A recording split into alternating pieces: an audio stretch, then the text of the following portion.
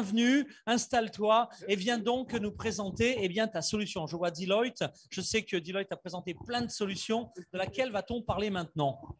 Donc ici, ce qu'on a réalisé pour le festival, c'est une solution holographique grâce à l'HoloLens 2 de Microsoft, où on a recréé la ville de Namur en 3 dimensions, où on a connecté ça avec les données de Google Maps pour avoir les données de trafic en temps réel, qu'on a relié avec les capteurs de qualité d'air de la ville de Namur pour voir l'impact du trafic sur l'émission de particules.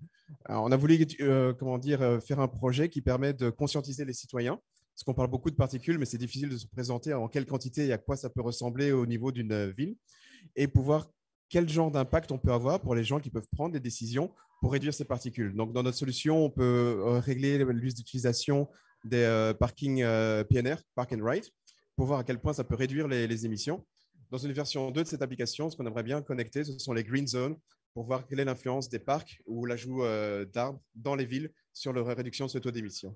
C'est très clair, c'est très convaincant. Cette application, elle a été vraiment développée spécialement. Est-ce qu'elle a à venir à être industrialisée, à se développer sur d'autres territoires? Oui, ça fait partie de ce qu'on appelle des digital twins, donc recréer des jumeaux numériques. Jumeaux numériques, voilà. Ici, on est évidemment parti sur la ville de Namur pour le festival, mais c'est quelque chose évidemment qu'on veut rendre un petit peu homogène pour n'importe quel type de ville, où on peut se rallier sur les senseurs, sur les datas, pour voir comment est-ce qu'on peut améliorer la ville d'un point de vue climate change, mais n'importe quel aussi type de solution de développement urbain. C'est très clair. Si on veut en savoir plus, si on veut se connecter ou se prendre contact pour ce projet, pour d'autres villes, les territoires sont très nombreux à suivre, les échanges du village francophone.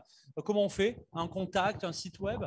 Oui, vous pouvez nous retrouver sur deloittedigital.be ou contacter directement Thomas Kupski. Un grand merci. Reviens quand tu veux sur l'antenne du village francophone.